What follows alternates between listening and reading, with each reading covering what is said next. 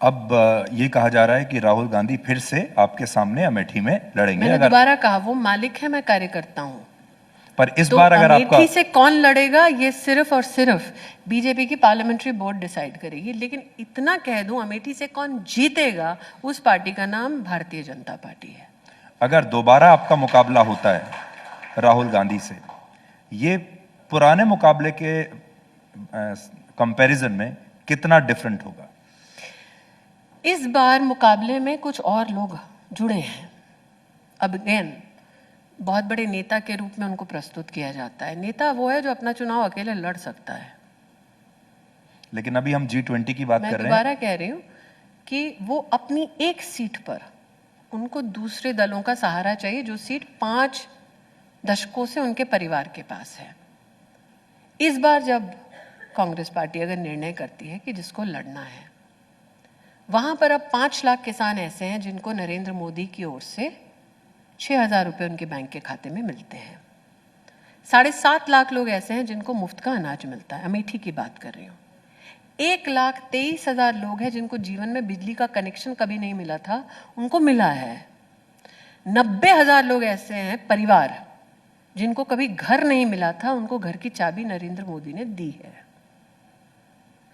3 लाख ऐसे परिवार हैं जिनके पास कभी टॉयलेट नहीं था, नरेंद्र मोदी ने उनको टॉयलेट बनवा कर दिया है। सुधीर जी, इस बार मुझसे नहीं, जनता से मुकाबला है।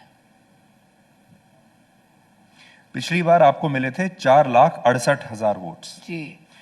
राहुल गांधी को मिले थे 4,13,000 वोट्स।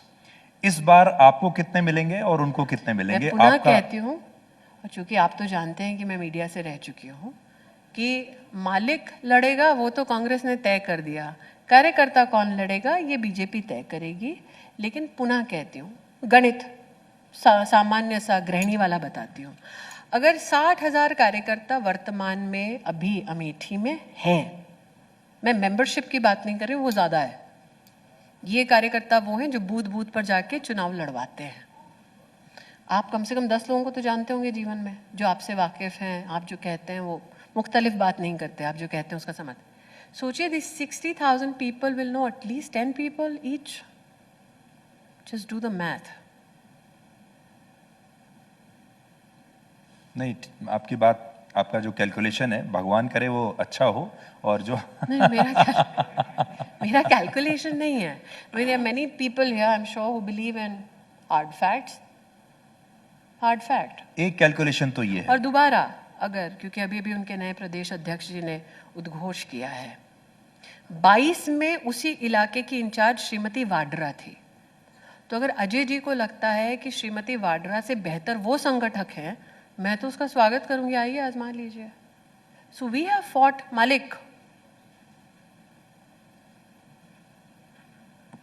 कई बार ऐसा लगता है स्मृति जी कि आपका जो विभाग है वो तो है ही, जो मंत्रालय आपको दिया हुआ है, लेकिन गांधी परिवार का विभाग भी लगता है पार्टी ने आप ही को दिया हुआ है। ये आपका एडिशनल चार्ज है। नहीं, ऐसा गांधी नहीं परिवार ऐसा नहीं है। देखिए, तुलनात्मक दृष्टि से मैं जिसके सामने लड़ी हूं, मैं उसी के संदर्भ में कोई ना कोई तथ्य आपके सामने रख सकती हूँ। तो उनके संगठन का, उनके नेतृत्व का ब्रवाडो कह लीजिए या उनका अधिकार कह लीजिए, वो बोलेंगे। मैं बड़ी विनम्रता से कहती हूँ, हम मालिक से लड़ चुके हैं। पर जब आप कोई भी, चाहे खेल हो या राजनीति हो, आपका जो प्रतिद्वंदी होता है उस पर आप हमेशा नजर रखते हैं और देखते हैं कि उस कैंप में क्या हो रहा है। जी। अब जो गांधी परिवार का और कांग्रेस का कैंप है वो ये कहता है कि ये 2019 वाले राहुल गांधी नहीं है, अब ये बहुत ज्यादा परिपक्व हो चुके हैं, इनका नया वर्जन आ चुका है। हरकतें कर रहे थे, इतने परिपक्व है। अब वो कहते हैं कि ये उनका नया तो वर्जन। सुधीर जी आइए, मैं आपको एक नया प्रश्न पूछती हूँ। आप मुझे बताइए कि राहुल गांधी की आर्थिक नीति क्या है? मोहब्बत की दुकान खोलना। Let's not demean. नहीं, ये उनके हर भाषण में, that's what I am saying, कि let's not demean aspects about the people's future. लोगों के भविष्य के संदर्भ में और देश के भविष्य के संदर्भ में जब चर्चा करनी है तो ये बचकानी बातें हम ना करें। ठोस राजनीति पे अगर हमको चर्चा करनी है, और अगर एक नागरिक इस दृष्टिकोण से एक नेतृत्व को देखे कि आप मेरे देश के लिए क्या कर सकते हो, तो मेरा स्पष्ट एक प्रश्न है कि आपका आर्थिक विजन हमारे देश के लिए क्या है। मैं बताती हूं आज तक उन्होंने क्या बोला है। उन्होंने कहा है मेक इन इंडिया को कोई तवज्जो ना दो, इसमें दम ही नहीं है। कहा है, गलत नहीं बोल रही हूं, कहा है।